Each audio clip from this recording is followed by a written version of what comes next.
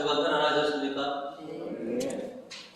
예수님의 기쁨과 평화가 우리 교우님들과 가정에 충만하시기를 주님의 이름으로 축원드립니다. 아멘. 예부터 우리 민족을 배달의 민족이라고 이렇게 불려왔습니다. 아주 오랜 역사, 그러니까 상고시대라고 표현을 하는데, 우리나라는 단국이라고 불렸고, 배달의 나라의 결례라고 해서 그때부터 우리 한민족을 배달민족, 배달의 결례 이렇게 불려왔습니다. 그런데 요즘은 이 배달 민족이 다른 의미로 더 많이 쓰이는 것 같습니다. 저 어렸을 때는 배달하면 중국집만 하는 거. 근데 요즘 들어서는 안 하는 게 없는 것 같습니다. 종류별로 다 하는 것 같고요. 또 장소도 가리지 않고, 옛날 제가 이제 신기했던 게 뭐냐면, 논에서 전화 걸어서 짜장면 시킨 거, 저도 이러다 보면 부모님이랑 그렇게 해보기도 했거든요. 그때만 해도 대단하다라고 했는데, 지금은 산이고 들이고 어디든지 우리나라가 배달하는 데는 최고이고, 또 요즘은 경쟁적으로도 새벽 일찍 이렇게 배달해 주는 거로 업을 삼는 업체들도 이렇게 있다고 했는데, 배달로 인해서 우리 국민들이 굉장히 편해지고 유익해졌습니다. 그래서 요즘은 배달의 민족하면, 옛날에는 역사적으로 한민족을 하게, 요즘은 그냥 배달의 민족하면 그냥 전화로 부르는 거로 그렇게 생각되는데,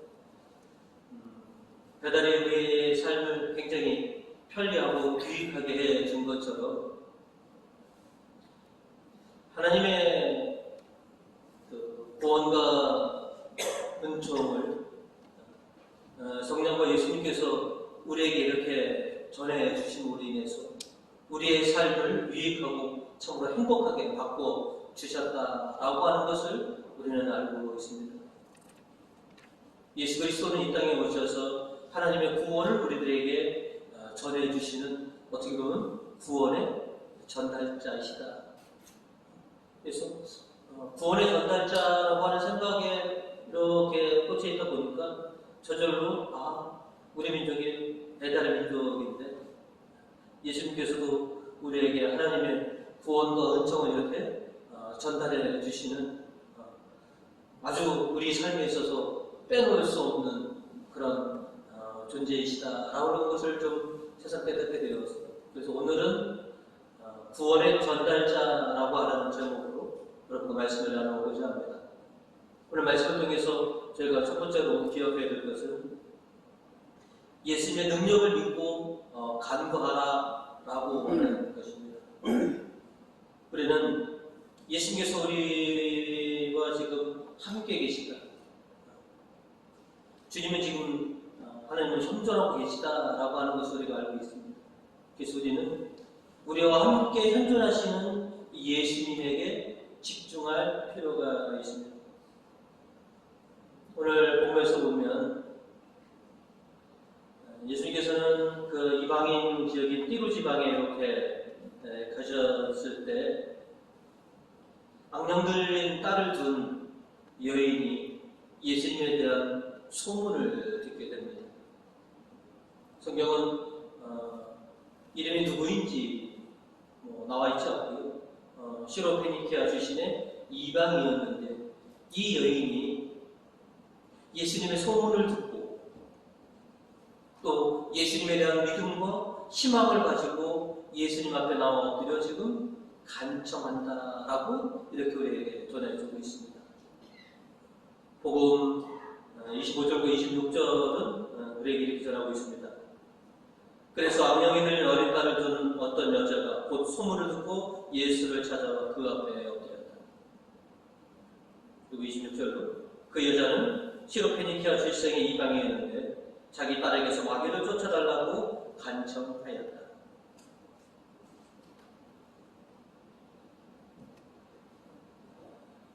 예수님에 대한 소문을 듣게 됩니다. 예수라 갈릴리 예수님이 계시는데 그분 손만 닿으면 모든 병자들이 다 치유받았고 귀신 들렸던 자들도 풀려났다라고 하는 소문을 듣게 되는 것이죠. 그래서 이 시로페니키아 여자는 내 딸을 고쳐주실 분은 오직 저분밖에 없다. 예수님만이 나와 내 딸을 건져주실 수 있구나. 그래서 예수님에게 희망을 두고 예수님을 찾아오게 되는 것이죠. 우리가 아프면 병원을 찾는 건 당연히 안 합니다. 감기 몸살 같은 경우는 가까운 그런 병원이나 의사들을 찾게 되지만 우리가 좀 병이 좀 무겁다 생각되는 것, 좀 중병이다라고 한다면 우리는 수소문을 안 되죠. 누군가 물어봅니다. 내가 여기 이런 곳이 아픈데 어디가 잘 봐? 어느 병원이 전문 병원이야? 라고 수소문하고 또 좋은 의사가 계시면 그분께 우리가 치료를 받으려고 이렇게 애를 씁니다. 어떻게 보면 명의를 찾는다는 것, 실력 있는 의사를 찾는다는 것은 병자들로서 가장 당연한 일일 수 있을 것입니다. 귀신 들린 딸을 둔 어머니로서 내 딸을 낫게 할 수 있는 방법 알아본 거 아마 없었을 것입니다. 그러다가 소문으로 예수님의 이야기를 듣게 된 것이죠. 저분이라면 내 딸을 구해주실 수 있겠구나. 그래서 그 예수님을 향해 나왔던 것이죠. 귀신이 들렸다, 악령이 들렸다라고 성경에 나오는데 어머니로서 어떻게 해줄 수 있는 방법이 없지 않습니까? 자신이 아파줄 수도 없는 것이고 약을 써서 어떻게 될 수 있는 것도 아니고 그저 아무것도 할 수 없는 그런 깊은 고뇌와 안타까운 상황 속에 지금 이 여인은 놓여 있었던 것이죠. 그러는 자에 한 줄기 희망을 발견하는 것이 그것이 바로 예수님이었던 것이죠. 그래서 이 시로페니키아 여인은 예수님을 믿고 예수님에게 희망을 걸고 예수님 앞에 나옵니다. 이렇게 시로페니키아의 여인이 믿고 희망한 것처럼 예수님은 구원의 전달자이셨습니다. 누구든지 어느 곳에 있든지 당신을 믿고 당신에게 희망을 걸고 찾아온 사람들을 결코 그냥 돌려보내시지 않으시고 그들의 그 간구를 해결해 주셨던 분이 바로 예수님이십니다. 예수님은 수많은 귀신들인 사람들로부터 악령으로부터 해방을 시켜주셨고 수많은 병자들을 치유해 주셨고 또 회복해 주신 구원의 전달자셨다는 것이죠. 시편 오늘 5절은 그래서 이렇게 얘기를 합니다. 복되어라 야곱의 하나님께 도움을 받을 사람, 자기 하나님께 희망을 거는 사람, 하나님에게 희망을 거는 사람, 예수 그리스도에게 희망을 거는 사람이 복되다. 이 시로페니키아 여인처럼 주님을 믿고 주님에게 희망을 걸고 온 이 여인이기에 참 복되다는 것이죠.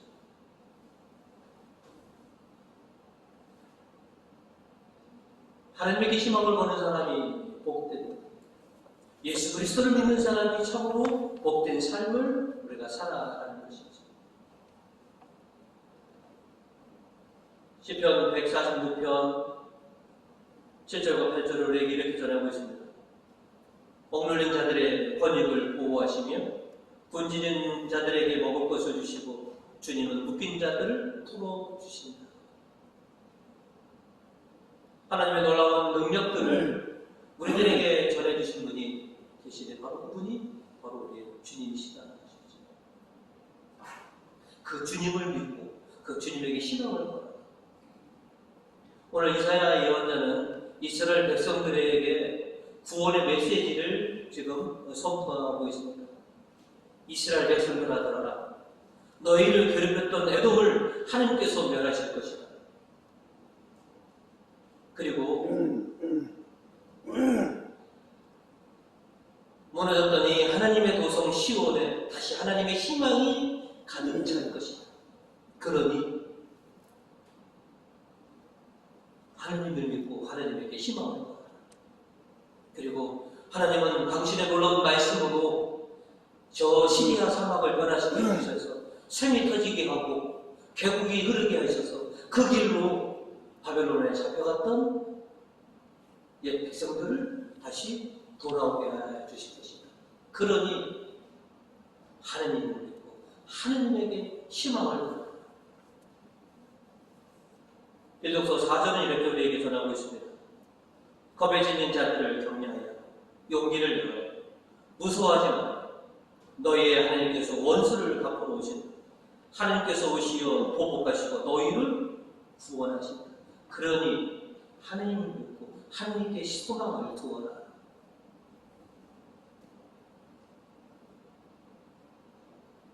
오늘 우리들도 우리가 함께 계시고 또 잠들지도 또 졸지도 않으시면서 우리를 보호해 주시는 하나님을 그렇게 믿고 있습니다.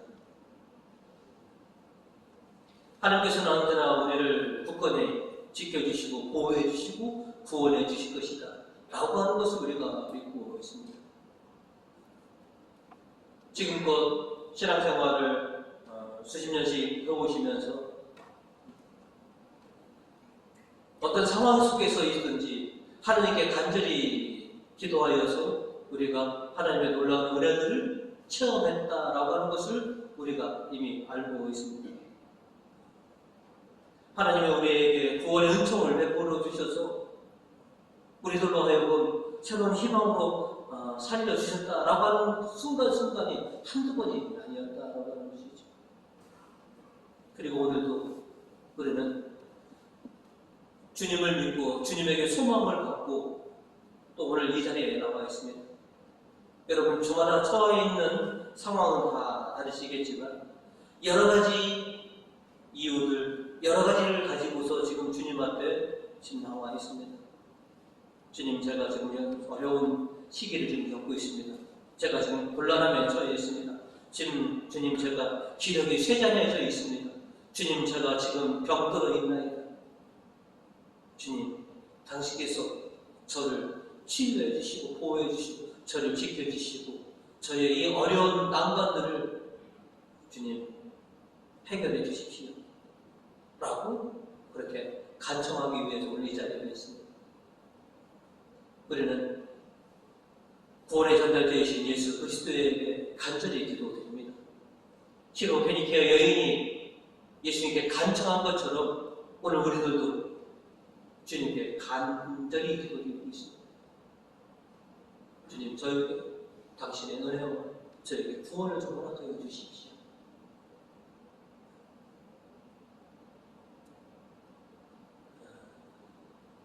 우리가 능력이 없는 사람을 찾아가서 뭔가를 부탁하는 거가 참 어리석은 일입니다.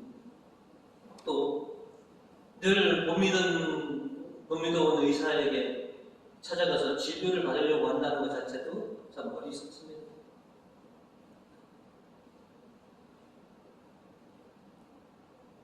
능력이 있는 사람에게 내 병을 치료해줄 수 있는 것 같은 그 의사에게 내 몸을 보이고 내 소망을 말씀드리는 것이 참 지혜로운 사람이라는 것이죠. 특별히 며칠 전부터 우리 교우님들을 편찮으신 분이 많이 계십니다. 그래서 열심히 우리 교우님들이 지금 기도 중에 있습니다. 주님, 사랑하는 우리 교우들이 지금 병들어 있습니다. 주님, 그에게 당신의 은총을 좀 베풀어 주십시오. 그렇게 믿고 기도합니다. 주님을 믿고 주님께 간구하는 자에게 주님께서는 은총을 내려주신다라고 우리가 믿어봤고 또 경험했기 때문에 오늘 지금 이 순간에도 그렇게 주님을 믿고 주님에게 희망을 걸고 있는 것이죠.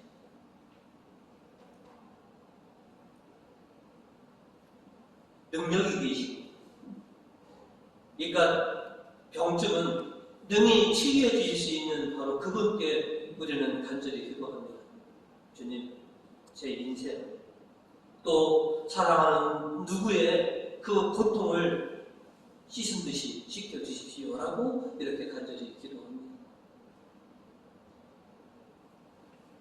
구원의 전달자이신 예수님을 향한 이런 굳건한 믿음과 소망이 우리가 갖고 있느냐는 것이죠. 시로페니케 여인이 결국은 자신의 딸을 낳게 하는 것은 예수님에 대한 굳건한 믿음과 오직 그분에 대한 소망만이 그 모든 것을 가능하게 했다면 오늘 우리 삶의 전반적인 있는 많은 간구들 주님을 믿고 주님께 희망을 걸면 우리의 문제들 또한 능히 해결될 줄 믿습니다. 구원의 전달자이신 예수 그리스도를 믿고 주님께 희망을 걸고 살아가시는 우리 교우님들 되시기를 주님의 이름으로 축원드립니다. 아멘. 오늘 성경은 저희가 두 번째로 행동하는 믿음을 보여라 라고 말하고 있습니다. 예수님의 놀라운 능력을 믿는다면 용기를 내어서 주님 앞에 나와야 합니다. 주님을 믿기는 믿는데요. 주님 앞에 가까이 갈 수가 없습니다. 라고 한다면 그 믿음은 온전한 믿음입니다. 네가 나를 믿는다면 행동하는 그 믿음을 나에게 보여라고 하는 것이죠. 우리도 그러지 않습니까? 속으로는 사랑하더라도 우리 입 밖으로 사랑한다는 말이 안 나오면 우리도 잘 모르지 않습니까? 말로 좀 해보라.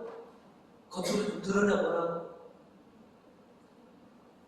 네가 나를 구세주로 믿는다면 그 믿음을 행동으로 좀 보인다고 라고 이렇게 요청하고 계시는 것이죠. 오늘 야고보서 14절은 우리에게 이렇게 얘기합니다. 나의 형제 여러분, 어떤 사람이 믿음이 있다고 말하면서 그것을 행동으로 나타나지 못한다면 무슨 소용이 있겠습니까? 그런 믿음이 그 사람을 구원할 수 있겠습니까? 믿음이 있다고 말하면서 행동으로 옮기지 않는다면 그거는 그에게 구원을 가져다주지 못한다는 것이죠.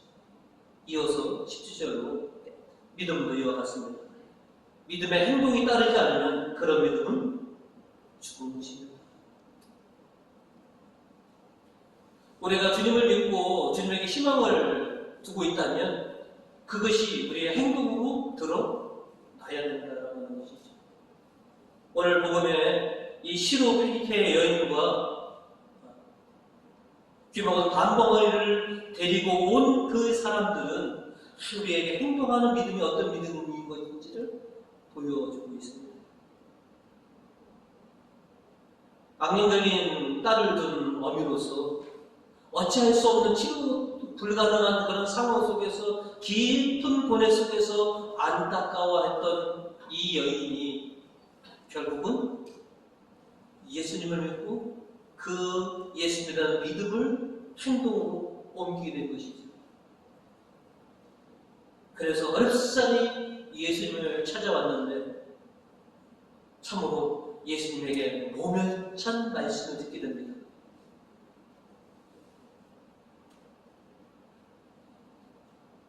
너무나 큰 상처가 될 법한 말을 건네시죠. 시로피니케아 여인에게 예수님은 27절을 이렇게 건너십니다. 자녀들을 먼저 배불리 먹어야 자녀들이 먹는 빵을 강아지들에게 던져주는 것은 좋지 않다. 얼마나 상처가 되는 말입니까? 주님을 믿고 주님에게 희망을 걸고 찾아왔건만 자신을 마치 강아지처럼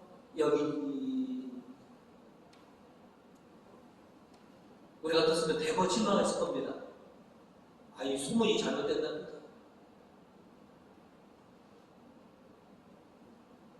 그리고 뒤도 돌아보지 않고 휙 돌아서 아마 가는 분들이 수두룩했을 것입니다.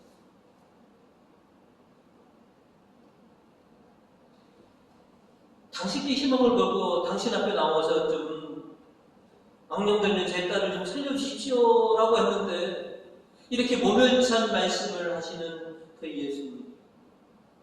우리는 왜 예수님이 이 말씀을 하셨는지 잘 알고 있습니다.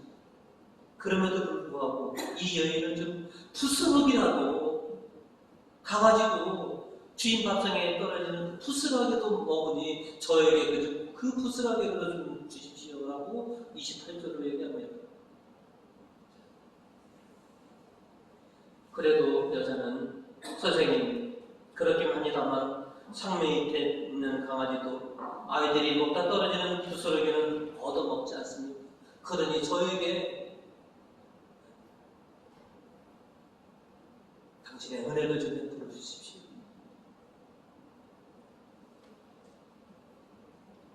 악령 들린 딸 앞에서 엄마로서의 자존심 이런 건 중요하지 않습니다. 내 딸이 온전해질 수만 있다면 이렇게 간절한 그 행동하는 믿음을 보인 그 여인을 향해 예수님은 이렇게 말씀하십니다.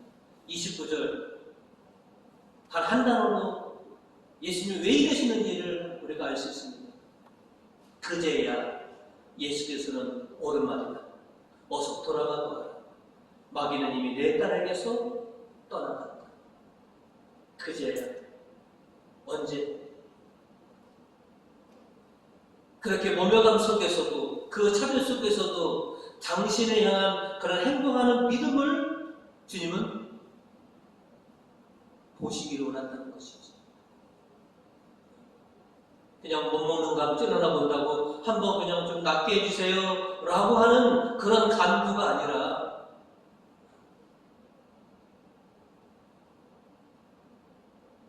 딸을 위해서 처절하게 외치는 그렇게 부르짖는 그런 행동하는 믿음을 보시기를 기다리시는 것이죠.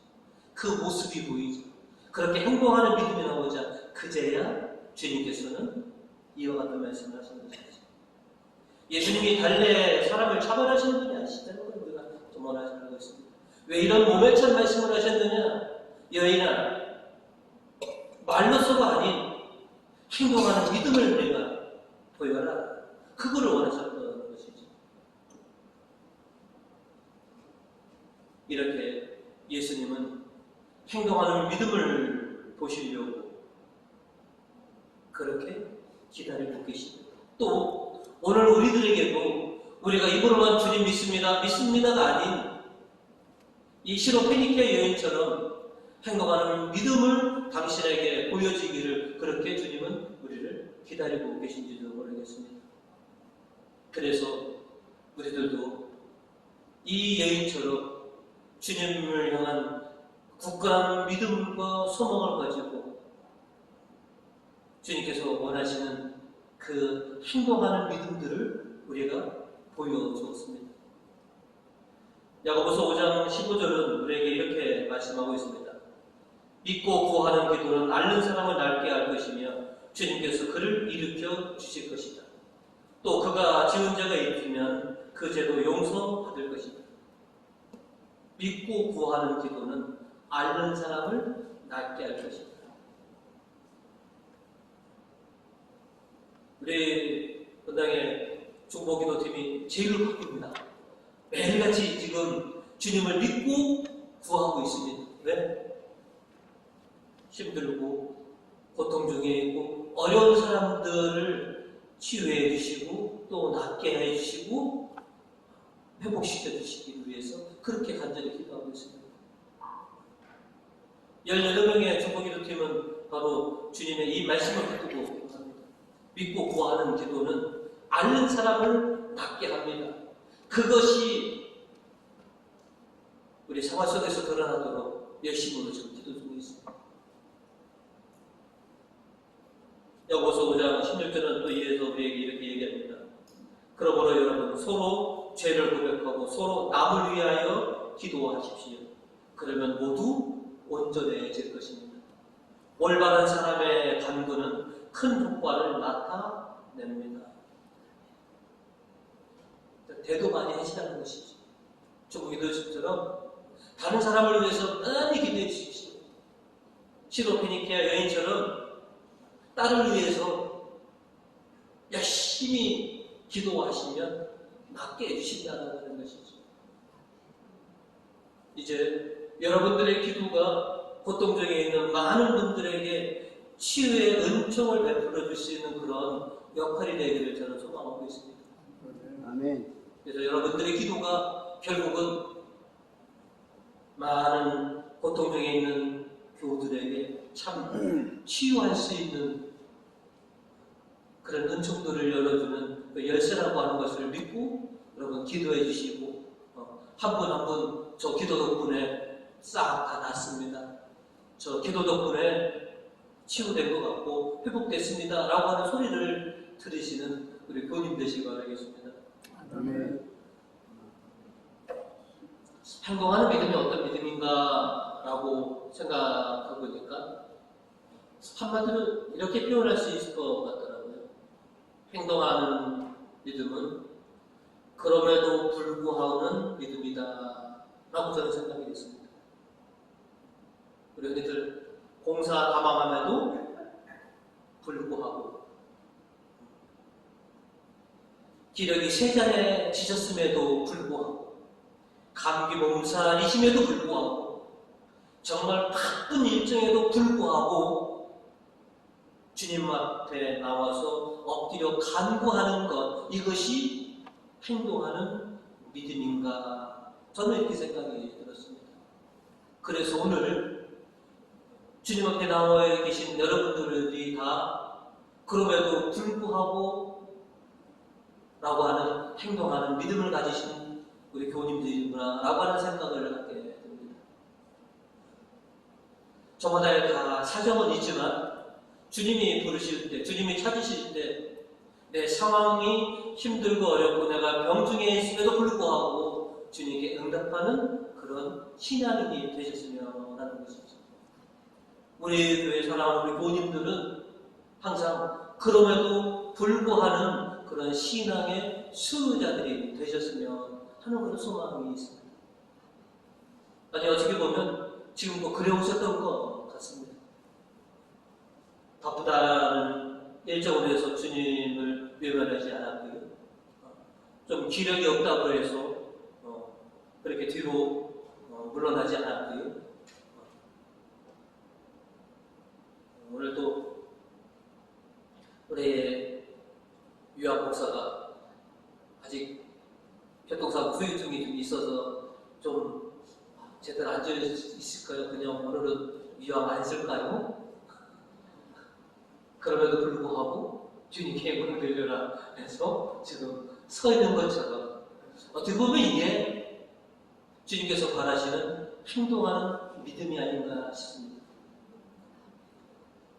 여러 가지 상황들이 있겠지만 또 앞으로 우리에게 어떤 상황이 있을지 모르겠지만 참 봉사 다망함 속에서도 기꺼이 주님을 믿고 또 주님께 희망을 걸고 그럼에도 불구하고 주님을 찾고 또 그렇게 찾으셔서 주님에게 구원과 치유와 보호하심과 해방을 누리실 수 있는 그런 우리 교우님들 되시기를 주님의 이름으로 축원드립니다. 아멘.